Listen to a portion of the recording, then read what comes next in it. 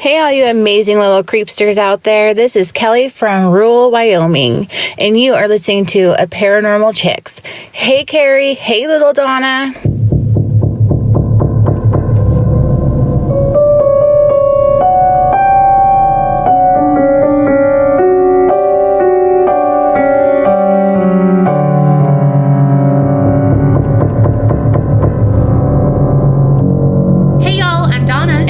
And we are Paranormal Chicks. Sinister Sightings 26. And you just heard Kelly. And she is part of a Creepinati family, and that means Patreon.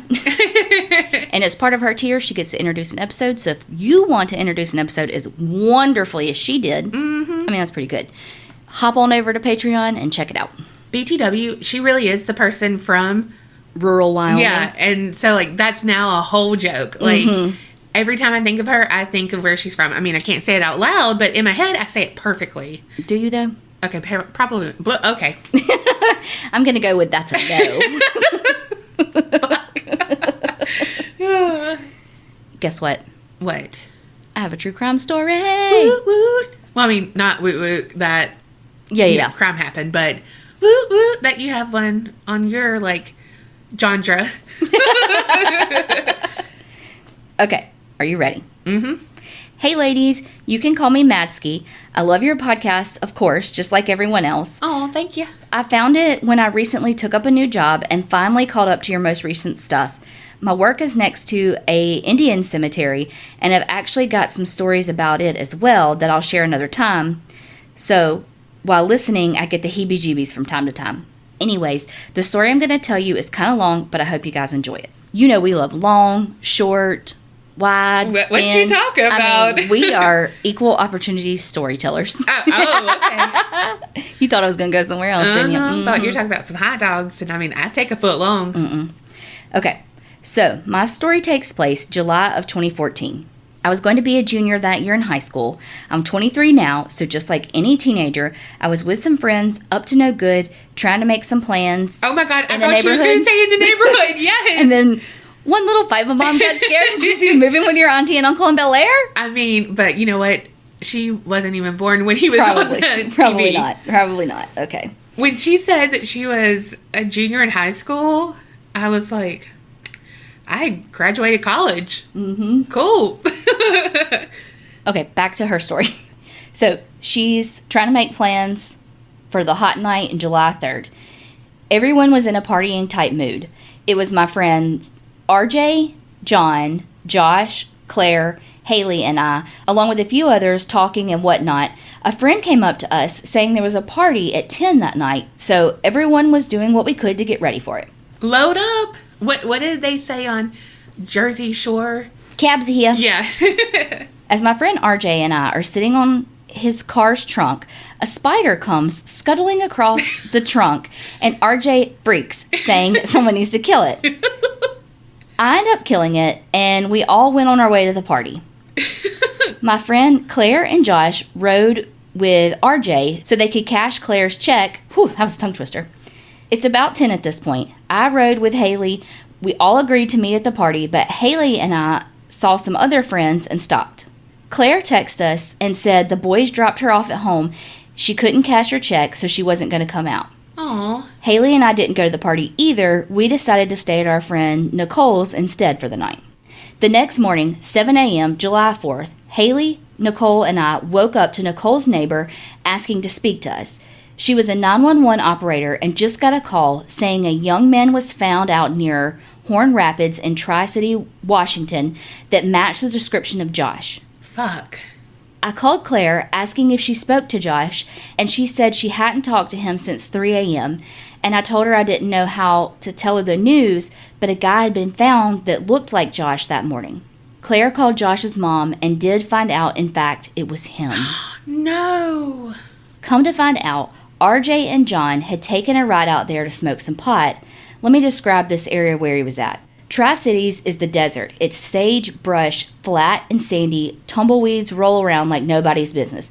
The whole nine for what you picture in the desert, as for the most part. Anyways, so they went out there, got out of the car, and RJ had a handgun with him and shot Josh while he had his back turned. then passed the gun to John and told him to finish him. John had no idea what RJ was doing, and RJ forced the gun into John's hand, and while they struggled, they shot Josh again and he died. Holy shit. They left. They left my friend Josh alone in the dark in the desert to die. Thinking about it and typing this makes me tear up, and I cannot imagine being that horrible of a person to just let someone die alone and bleed. No. RJ convinced John that they needed to head to Seattle. They drove to a little town outside of Tri-Cities called Benton City. They were fueling up. While RJ was in the bathroom, John was letting what just happened eat him up. He went in and told the cashier to call the cops because they just shot and killed his friend. RJ sees John doing this and ran to the car, grabbed the backpack that had the gun in it, and tossed it in the river. It took the swim team 2 days to find the bag in the Yakima River. I went to the court dates. I watched all 3 families cry and yell. I even watched someone throw a ceramic coaster they brought in and hit RJ in the head. I was friends with all 3 of these boys. Never in a million years would I have expected anything like this to happen in my life. Oh my gosh. I've known John since I was 12. I've known Josh since I was 8. I knew RJ since I was 14. Just so crazy what the world has in store for us. This story was broadcast across the U.S. 4th of July was not the same anymore, that's for sure. Sorry for the long story. I actually took quite a bit out. I hope it didn't make you yawn. I'll be in touch. Hope you ladies have a great spring and summer that's coming ahead. Creep it real, my beautiful ladies. XOXO, Madsky. Holy fuck. First of all, that was not even long, hardly at all. No. Oh, holy fuck. And you did not make us yawn. Our mouths were open. Only it looked like we were yawning, but it was because we were shocked. Yeah. Yes. See, like we talked over each other the whole fucking time because we couldn't even, we had to express it right then. Yeah. Holy shit. And they were hanging out all before this. Like, what made them do it? And it's scary to think, like, had all those girls gone to that party with them, like, she was riding with RJ. Like, what would have happened? Would he have put the gun in her hand and made her shoot him? Oh my gosh. Golly. I feel like he had planned that. Like, he got the gun, and he's like me. When you get something, you just want to use it. Like when you go to the grocery store and you buy all the food and you're like, I need to eat it all right now. You're like, this is going to last me a month. 2 hours later, oh, fuck, my stomach hurts. And everything's gone. Yeah, I spent $80, and now it's, I mean, is trash day soon? Because, But that's how I am. You know, anything. Mm-hmm. It's like nail polish.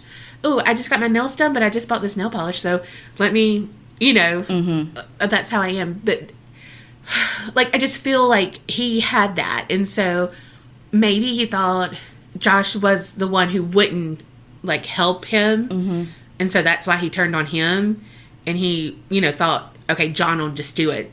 Like, what a fucking senseless murder. And of course, that's all speculation. Oh, God, yeah. We don't know. We don't know what went through their minds, but, like, I mean, not that any murder is not senseless, but, like, that's, like, legit. Like, what the fuck?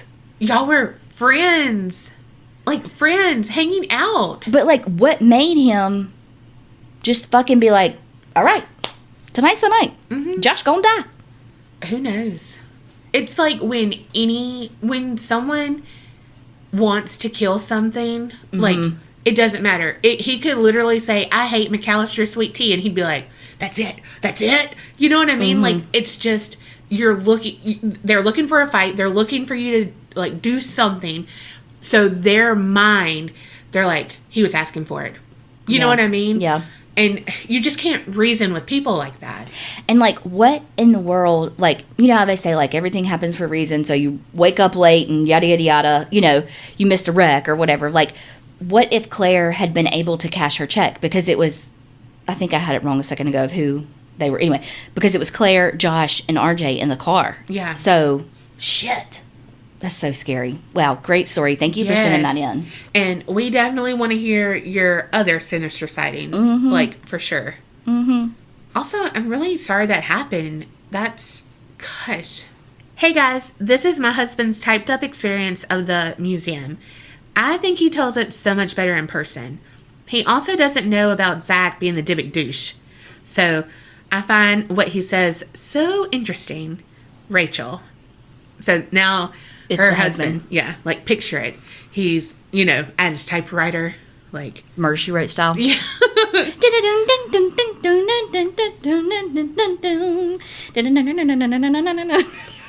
She was playing piano toss. What? No, I was typing. No, the I typewriter. know, but like just how you do it. That was the Murder, She Wrote theme song. Donna and Carrie. First off, your podcast is badass. Oh. He's married, Carrie. I like legit had the same reaction, but you know. Well, I was actually just like, oh, nobody's ever called me that. Bad and an asshole, but never badass. Secondly, I am grateful for the opportunity to share some of the weird ass shit that I've experienced. Man, he sounds right up our alley. Mm-hmm. Like, I got you. Just a little history on me to put this experience into a little more context. I am what I would describe as an empath. I pick up on feelings of people and environments. From the research I have done combined with my experiences, it's my best guess at a classification. This go round, I'm going to share my experience at Zach Bagan's Haunted Museum. Ooh. Dun dun dun. Rachel and I decided to take a long weekend to Vegas. She had wanted to go to the museum for quite some time, so we made it a major point of our trip. I have only seen a few episodes of Ghost Adventures, and I had little interest in the museum. I thought it was some bullshit haunted house similar to the ones that pop up every October, and that Zach was full of it. Holy shit, was I wrong. Ooh. As we approached the property, I started feeling very anxious. It was kind of weird driving up to a building, and the energy of it was fucking with me before I even got out of the car. I was not prepared for what I was about to experience. I mean, how do you prepare for something that you think is total bullshit, and then you're like, oh fuck, this shit is real? You don't. I wanted to turn around and drive off, but somehow my want for Rachel to have a good time made me suck it up and go inside. Oh. Because you're a real MVP, dude. You really are. I thought you were about to say because you're a real empath. And I was like, oh, God. I mean, he said he was. You're not wrong. Oh, my gosh. I'll never be married because I'm like, gotta go. I feel terrible. I was going to say, I feel sick. Bye. I mean, meanwhile, I'll be like, God, I really want to go to the Haunted Museum, but I kind of really want to play slots. And I mean, you got to play slots first because you know you're going to have some bad juju. Mm-hmm. So I got to get that out. Like, I mean, meanwhile, I'll lose anyway, so. Yeah. All right. The process of getting into the place is a bunch of waiting, a bunch of hyped up scary stories, and a bit of history of the building.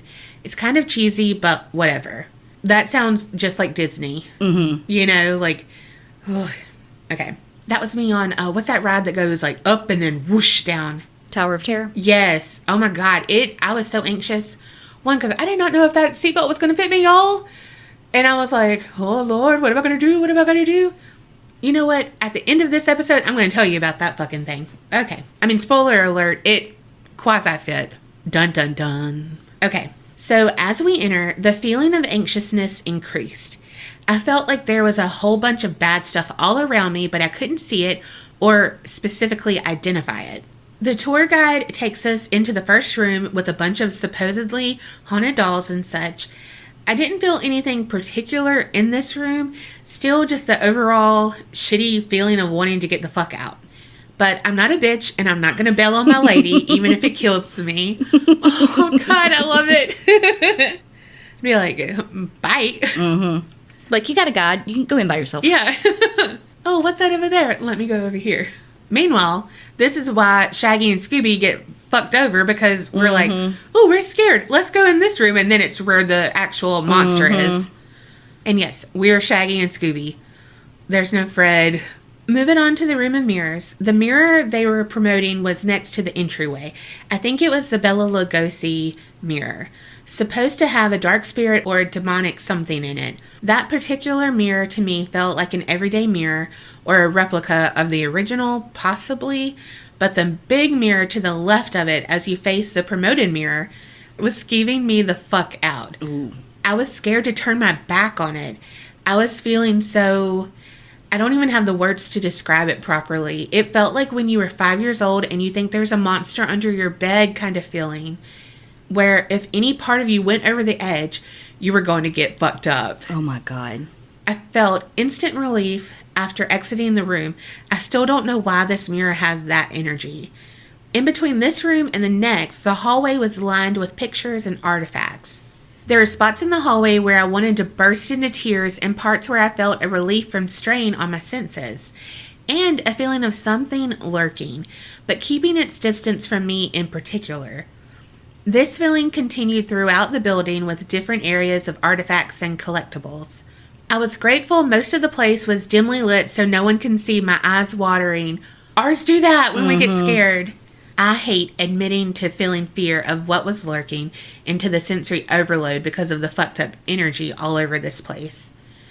One of the few rooms I was extremely chill compared to the rest of the place was the clown room. I didn't feel anything crazy here, just felt energy from people in the group who had fears of clowns. He didn't say this, but AKA Tiffany. I will say, though, I can, like, watch it and, like, and all of that, but you put, like, an actual clown in the room with me, and I don't like it, because I don't like mascots. I don't like the fucking Easter Bunny at the fucking mall. Like, if I don't know who you are, because you got some shit on, I don't fucking like it. Same. All right, he goes on. He said, but I enjoyed that part. Yeah, because it's their fear. Oh my God, he can smell fear, basically. Donna, I swear to God, in my head, I was like, he's like basking in the fear farting.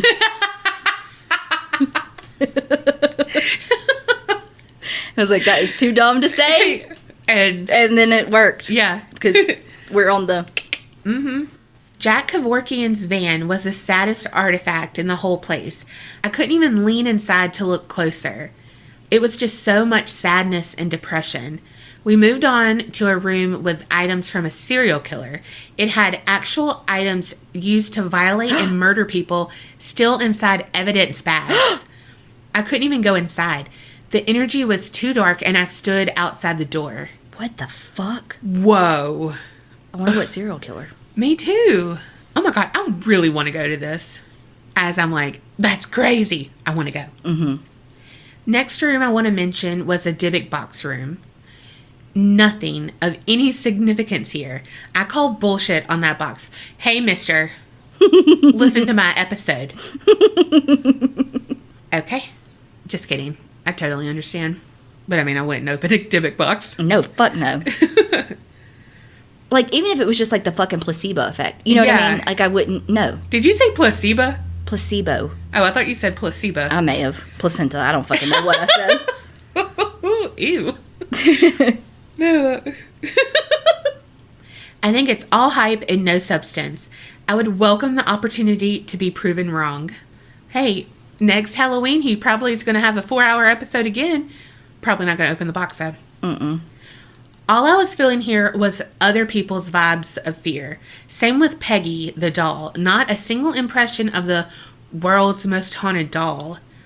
The next room downstairs, where they have items from a ship called the Splendor, they showed us a picture taken of the room. Wouldn't you know, it showed a shadow person. At this point, holy fuck, I was triggered. Oh, shit. Fuck. I have seen similar shit throughout my life, and seeing a goddamn photograph of what I have experienced with my own eyes freaked me the fuck out. My eyes are watering just typing this part. Holy fucking shit. That's what he put. That's God, funny. I love... You could write all Sinister Sightings, please. This, like, write your whole life. Yeah. Just send it. After that was the Demon Stairs room. Rachel was the only one in our entire group that was just chilled out in there like, y'all bitches are scaredy cats. It was a replica figure of a demon Mr. Baggins had encountered personally. I attempted to go in, but only spent 0.5 seconds in there. It was just one of those things where my senses were advising me to vacate. As we ended the tour, we entered the gift shop. Rachel was picking out souvenirs, taking her sweet ass time, and I was literally dying to get the fuck away from this place. I felt there were heavy, dark, spidery blobs attached to me. I was feeling a level of anxiety and panic like I had never felt before in my life. And just for some context, I'm a combat veteran. I had been shot at, had guns held on me point blank, and driven a Humvee across minefields. Fuck.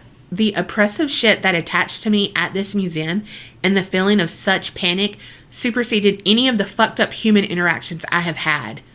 Whoa. Like, I can't breathe. I know. I'm like, can you hurry up and fucking finish reading this? I know. I'm sorry. I somehow maintained my composure for the drive to our hotel. As I drove away, I was upset about why I was still feeling these dark little clingy bastards attached to me. Once we were in our room, I was desperate to purge the negativity. I sat down and I meditated, prayed, and was able to remove the clingy dark fuckers from my being. I wasn't myself for at least a day. It can take some time to sort out what my feelings are and what were feelings left by those dark attachments.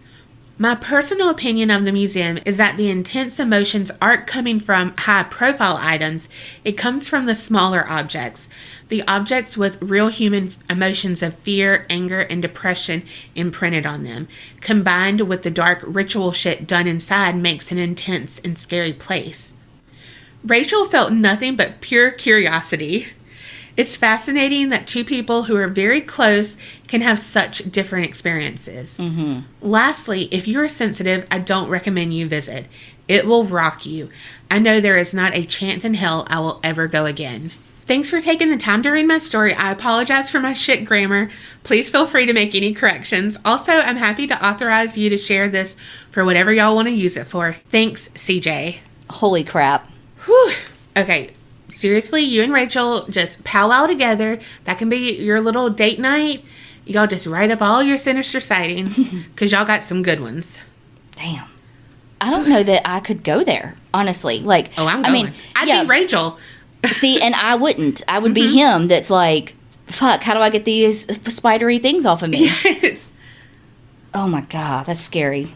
But that so makes sense, though, that the big ticket items, like, yeah, those are what draw people in, and that's what you're going to be like, this is haunted and all that. But it's really the shit that people don't know about because it was used in really shitty things and all of this. And that's what's, like, feeding on all the emotions. And, whew, gosh. Wow, that was a really good one. Thank you for sharing all of that. Yes. Okay. This one's titled My Crazy Complex. Hey, ladies, hold on to your hats because y'all are in for some crazy shit. I've lived in my condominium complex for 20 years now. I've lived in 3. I don't remember the exact events occurred, so bear with me. The first place I rented didn't have much activity. All I remember is smelling some perfume that wasn't mine and a general sense of sadness. Then I moved into another one that I lived in for about 16 years. Before I met my husband, I had a few strange things happen. I would read in bed and hear conversations going on in my room. I could never make out what they were saying. It wasn't scary, just weird. A friend came over and we decided to use the Ouija board. I know, not the smartest. I asked it questions that I only knew the answers to, and I was barely touching the planchette. A few spirits came through, and this is beyond weird. One came through saying it was my deceased dog, Coco. Oh. A little later, another spirit appeared to come through. All of a sudden, the planchette started doing figure eights faster and faster. No. It was pretty creepy. We got off of it pretty quick, and I eventually threw it away. Around this time, I got to talking with some neighbors. The man next door nonchalantly told me he saw a full-bodied apparition. The lady who lived under me saw me coming home one day, freaking out, asked me if I was okay. She thought she heard me talk in my bathtub, but I wasn't home. What? Another lady who lived in my building told me that whenever she would come back from walking her daughter to the bus stop, her door would be open. No. Fast forward a few years, my husband moved in and activity picked up. When we were planning our honeymoon out of the country, I got my passport and I put it on the table in the living room. I walked out of the room, came back, and it was gone. We searched the entire place with no luck. I had to rush to get a new passport in time for our trip. Months later, I was going through our very cluttered, very full guest bedroom closet. I found a huge bag with all my beautiful gift bags from our wedding. As I was going through them, on the bottom of the bag is my damn passport. No. I cursed out whomever put it there, lol. Another time I was sitting at my desk when all of a sudden I saw a little orb dancing around. I looked down at my cat Chester as his head was bobbing around as he watched. Another time in that office, a book flew off the bookshelf. It was a book about a woman who speaks to the dead. No. No. Things got creepy in the bedroom, too. There were several... Okay, we don't need to know that, girl. No, but we want to. Yeah, but tell us all the deets. There were several times we'd just turn the lights out and something would pull the sheets up over my toes. Another, and probably the scariest moment in that building, was when I was sleeping one morning. I woke up to stomping, running, coming down the hallway. I jumped up, yelling my husband's name. Nothing. We moved into a much larger condo in the same complex about 4 to 5 years ago. One of the first things I remember is starting to fall asleep on the couch and hearing a girl's voice say Lee. Oh my gosh. Like the name. It startled me, but it wasn't terrifying. We have heard many strange noises, but blow them off now. The cats look around at nothing all the time. Now here's the really freaky stuff. Things started to happen in our bed. A lot of times I'd fall asleep on the couch and wake up early and go get into bed. One morning I was sleeping and I woke up to something walking on my pillow, just like a cat. I'd rather a ghost cat, than an R word. We locked the cats out of the bedroom. I peeked my eyes open and saw a white shape. I wonder if it was my white cat, Mouse, who died a few years ago. Oh my gosh. Not scary at all. One morning I was half asleep, laying by my husband, when I felt 2 feet standing on my head. What? That's right, like a miniature person. It then jumped off my head as I felt it jump on the bed. I know. Fuck. All I'm picturing is that Martian guy from the Flintstones. Shit.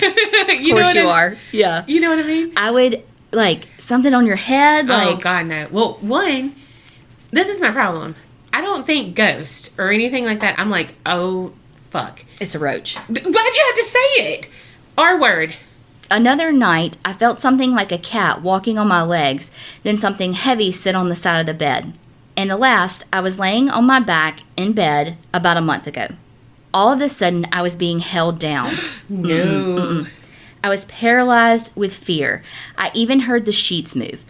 I barely peeked and saw a black, although slightly see-through human-like shape. Ooh, shadow person. Once I was able to move my face, I sang Jesus Loves Me, and it let go. Gosh. Don't know why I chose to sing that song, but it worked. Another strange thing, when I got up, my husband told me that he had the weirdest dream that he was fighting demons. Whoa. Anywho, that's it for now. I will be sending another email in the future about our scary stays at the Myrtles Plantation. Yes! Take care. Love your show. Lee W., San Antonio. Oh my goodness gracious. So even scarier, too, that little girl's voice said Lee. Yes. Because I didn't realize who it was from. You know what I mean? Like, I didn't... Yes. Holy fuck. My heart is pounding. Like, I have my hands together and I can feel my heartbeat in, like, my fingertips. Or is that normal? Wow, that was really good. And yes, send us in the stories from the Myrtles. Yes. Talk about Haunted of Hill House. It's this fucking complex. Mm-hmm. Like the hotel from, what's that thing? American Horror Story. Oh. You know, like how everything's happening. Blah, blah, blah. Well, you are a braver soul than I am because... I'd have long moved out. Oh my gosh. But glad you're still there because more stories. Mm-hmm. All right, here's mine. Hi, Carrie and Donna. I'm a new listener to your podcast, and I have to say that I absolutely love it, and I love you guys. I posted a few ideas in the Facebook group, and I love how open the APC community is. So thank you so much for making me feel so welcome. I have 2 short stories of my semi-paranormal experiences. Thank you, girl, for being in our group, because we feel the same way. Mm-hmm. My first story has to deal with my dad. He passed away when I was 19, and it was very sudden. His widow pulled some petty shit because she hated me, and it caused a rift in the family, and it's still there today. Oh, God, I'm so sorry. Yes. I suffered a lot mentally because of this, but I still carried on. One day, I was coming home from my daily commute to and from college when I saw the most beautiful rainbow I had ever seen. I have this belief that rainbows bring good luck, kind of like 4-leaf clover, so the rest of the day went better for me. The next day, I saw the same rainbow in the same place at the same time as the previous day. Obviously, I was very lucky because I kept seeing rainbows for 7 days straight. Holy shit. I told my mom about it, and she said that when she married my dad, they went to Disney World for their honeymoon. On the drive from Indiana, where we lived, to Florida, they saw 7 rainbows. I felt like that was a sign from my dad telling me to pull through and that he's always going to be watching me. Ever since that week, good things have been happening to me. I started my dream job, school has gotten better, and I found my dad's biological mom. Aww. It's coming up on the 1-year anniversary of his passing, so I hope to see more rainbows. Oh my God. I love that. Yes, that is such a good story. Oh my gosh. Which is sad that death really brings out the worst. Mm-hmm. Death and money. My second story is a little creepy, but sad in a way. Before I was born, my mom had a miscarriage. My mom had a very hard time carrying babies that she almost miscarried me. My mom so badly wanted to have 2 kids, a boy and a girl, but her dream was shattered after the miscarriage and nearly losing me, so she didn't want to try again when she married my stepdad. She swears to this day that the baby before me was a boy and that my dad wanted to name him Caleb Michael. When I was younger, about 16, I had an old wooden bed that would creak if you sat on it or ran into it. I love that. That sounds like something I would know about a bed. Yes. About anything. When you run into it. Yes. When I would get on Tinder or Meet Me, yes, I'm on those at that age, every time I would talk to a guy for a long period of time, I would feel something kick the bed repeatedly. And don't get me wrong, they were good kicks. Like, they would make my bed creak and shake. Holy shit. It would only stop if I stopped talking to that person. It didn't stop if I asked Caleb to politely stop. Believe me, I tried. Years later, I got a new bed that has a metal frame instead of wooden. Now, Caleb sits on my bed instead of kicking because he ain't dumb. He doesn't want to get hurt. It's nice to have my big brother around watching out for me. Sorry if these stories were boring, but surprisingly, my life is normal. Keep doing your podcast and don't let anything bring you down. You girls are amazing. Thank you for the opportunity for everyone to tell their stories and for being the awesome girls that you are. I'm so thankful that both of you are so open and welcoming. You honestly don't know how much that means to me. Also, Donna, we need more stories of Patty Jo. I still can't get over her oral sex joke. Creep it real and don't get scared. Sincerely, Sydney A. Oh, first of all, those stories were not boring. No. Everybody always thinks their stories are so either too long or too short or boring, and we love them. Yes, we love every single one. Yes, so, holy crap. That's so sweet. P.S., sidebar, if I was going to be a boy, my name was going to be Caleb. What? Uh-huh. And your middle name is an M. Mm-hmm. That is so sweet. Thank you so much for sharing about your big brother and your dad. Yes. Oh, my gosh. Those are such, it's so nice to hear people having these experiences and... Because paranormal isn't always bad. Yeah. It can be these amazing stories of your loved ones coming to say hello. Yeah. This one's titled A Bizarre Online Love Triangle, an Abrupt Betrayal, and a Pink Prosthetic Penis. Now, that sounds like a movie I'd watch. Mm-hmm. What's up, y'all? It's me, your boy. It's Will, our editor, and I'm so excited. I totally read that in his accent, how he does at the beginning of the bloopers. Oh, my gosh. What's up, y'all? It's me, Will here. Yes! That's a terrible impersonation of you, Will. Oh, my God. But I love it. Gosh. I want to read this whole thing in a British accent. Okay, Will says, so I can't believe I've been working on APC for almost a year, and it's only just dawned on me while editing the last Sinister Sightings to send in this story. Warning, it features sex and relationships pretty heavily, so it might not be appropriate for little creepsters. Aww. So in her second year at university, my sister lived off campus in a house of 4. One of her housemates was called Gail Newland. Now, Gail was a lesbian, but had a hard time coming to terms with it. So she created an alter ego, a man called Kai Fortune, so she could talk to women online, saying she found it easier and more comfortable that way. It was on Facebook that Gail, under her alter ego Kai Fortune, first met and made contact with a straight woman who we'll call Rose. We still don't know her real name. I love that. He picked Golden Girls. Mm-hmm. So Rose and Kai hit it off straight away. They're both students at the same university, the same age, and they seem to be into each other. They grew close and soon thought of each other as boyfriend and girlfriend. Oh. Rose was desperate to meet Kai in person, but he refused for over a year, saying that he had been in a disfiguring car accident and that he had a heart condition, that he was seriously ill with cancer, and Rose believed it all. That is like classic catfishing. Yes. Okay, so here's the first twist. Kai said to Rose, "Oh, you should meet my friend." Always.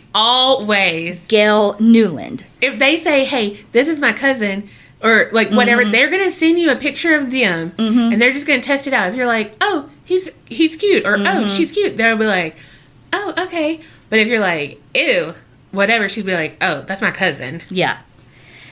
Okay, so Kai said to Rose, "Oh, you should meet my friend, Gail Newland. I think you two would really hit it off." And the two meet. They found they had a lot in common, going to concert together, watching films, playing netball, hanging out. Gail and Rose essentially became BFFs. Netball, I love it. Okay, so Rose and Gail are hanging out, doing BFF stuff. Meanwhile, Kai agrees to meet Rose at a hotel for sex. Oh, God. They'd meet at the hotel once more, and then Rose's flat every Saturday for 3 months. Obviously, Kai had strict rules for these encounters. Kai told her that he was so anxious about his appearance that she would have to wear a blindfold. Oh, my God. And could not touch him because of his injuries. Oh, my gosh. He said his chest was bandaged because of a nozzle attached to his heart, and that he had to wear a compression-style suit to regulate his heartbeat. She accepted the strange conditions because she loved him. Oh, gosh. But eventually, Rose became suspicious. And on what would be the last time they had sex, Rose reaches up to touch the back of Kai's head.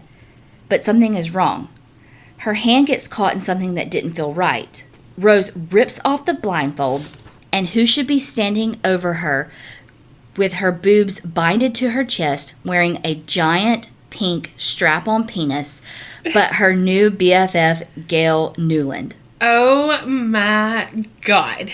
Now, a lot of people ask how Rose didn't figure out that Gail and Kai were the same person. After all, they had the same birthday, had the same unusual... I'm sorry. Had the same unusual course, marketing and creative writing at the same university, the same taste in music and films, the same kind of dog with the same name. Stop! Gypsy. The same voice. Oh my gosh. Kai told her that they sounded similar because they came from the same part of the country and had been friends since childhood. Rose said she believed it all. She was gullible because she was lonely and desperate to be loved. God bless it. Gail was found guilty of 3 counts of sexual assault and was sentenced to 8 years in prison. Oh. The judge, Dutton, described Gail as an intellectual, obsessional, highly manipulative, deceitful, scheming, and thoroughly determined young woman. Wow. I asked my sister what it was like living with Gail, and she said that she seemed pretty normal, quiet, and shy. Okay, so I guess that's it. This story is really only connected to me, but guess who has 2 thumbs up and doesn't give a fuck? Thanks for keeping me employed and everything. Creep it real, Will. Oh my God. Holy shit. That is like a fucking episode of Catfish if I've ever seen it, yes, or heard it, or read it. Poor Rose. Like, how desperate do you have to be? I mean, like... Yeah, I mean, that breaks soul my crushing. Heart. Yes.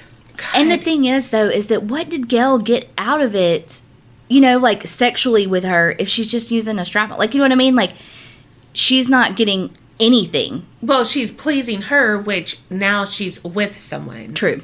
So she gets that. That's where they both got. I mean, yeah, Rose got a little more, but you know what I mean. But good on the judge, because that's not fair. Like, that is not fair. Well, I say good on fucking Rose for having the courage to be like, abso-fucking-lutely, because you know that's humiliating. Oh my gosh, yes. And so, like, to be like, when you're, now that she's on the outside looking in, like, how could I have believed all these things? And so, good on her for having the courage to actually press charges and tell the story. Yeah. Can you imagine how hurt you would be, though? Not only do you find out that your, like, boyfriend is not, he's a liar. and your best friend is a liar. You know, like she lost 2 people. Wow, that was a good story. Yes. Will. Coming in clutch. Whew. I love the title of it, too. Yeah. Dang, that was good, Will. This one is called Shadow Man Has Returned. Dun dun dun. Hey guys, it's your friendly neighborhood witch, Emily. I thought it would interest you two in something that's occurring right now, so I'm writing it down in this email. As I've said before, we have a shadow figure that likes to visit. Well, he has come again to visit, and it seems he's decided to chill outside with me as I crochet. I can see him in my peripheral vision. It's icy cold there on my cheek and along my body, and he's just standing, watching me type this. Oh my God. He's curious, actually. Another way spirits and things can communicate with me is through almost like a mental conversation. I know what they want depending on what I see and feel and put them together to create a type of sentence. Hence how I know the spirits and what they want or do as long as they give me the info willingly. I cannot force things out of them. I'm like a spirit box, kinda, if that makes sense. Totally. Anyways, he wants to listen to this podcast I always talk about, and now I'm both confused and concerned. Remember, I'm typing this as it happens. He's interested in you two. I think he may go to visit both of you and observe. He likes to collect the history of people and see who we all are, like a historian, and he may decide to observe you two at some point. Okay, if he does, and if you see him, he likes to show himself at least once, so if it happens, he's saying hello. If it scares you, just say it out loud. He'll leave you alone then. He doesn't like causing problems and knows he can freak me out if I'm high or if I'm doing something when he pops out of fucking nowhere and scares the shit out of me. Anyway, yep, Shadow Man is here to visit me, and due to my personal liking of the podcast, he's decided that he may visit both of you too. Just a warning. Again, if he scares you, say it. But unless you are able to sense a presence around you, you may not know it until it's too late and he pops out of fucking nowhere. He knows not to do it when one is in the bathroom and won't go in there at all. I trained him on that after a few misunderstandings. Emily. Okay. Well, we got, so this was back in April the 2nd. That's where we're at, where we're reading this. And so we haven't felt anything or whatever. So hopefully he didn't like what he saw and was like, bye. Yeah, hopefully we were very boring and he was like, okay, see ya. Never. It's like, oh my God, she just sits on the couch. But, okay. You just keep him at your house, Emily. He's your friend. Y'all have a great friendship. Y'all play peekaboo, hide and seek, all of that. He is good, Emily. You go right ahead. You be selfish and, you take care of yourself and you keep him with you. You don't want to be alone. We got each other. Yeah. Yeah.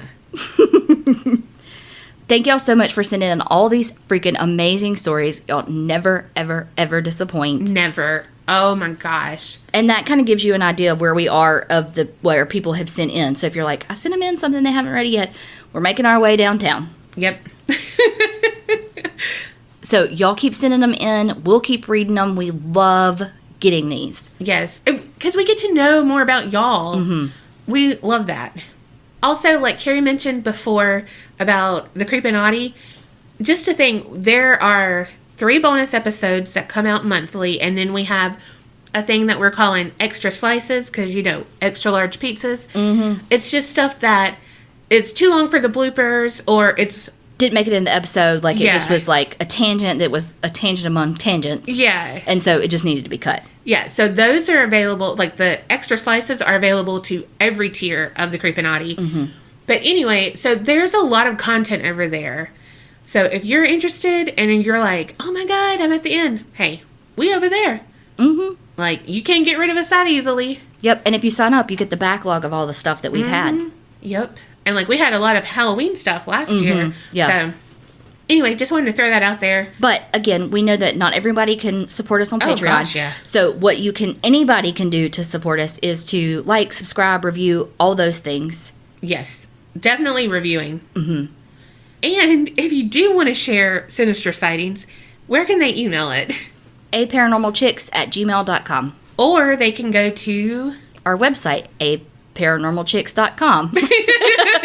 Question mark? No, aparanormalchicks.com. And you can go like contact us, blah, blah, blah, and it sends us the email. It's like a little form. Mm-hmm. Totally. So thank y'all so freaking much. And remember, Creep it real and don't get scared.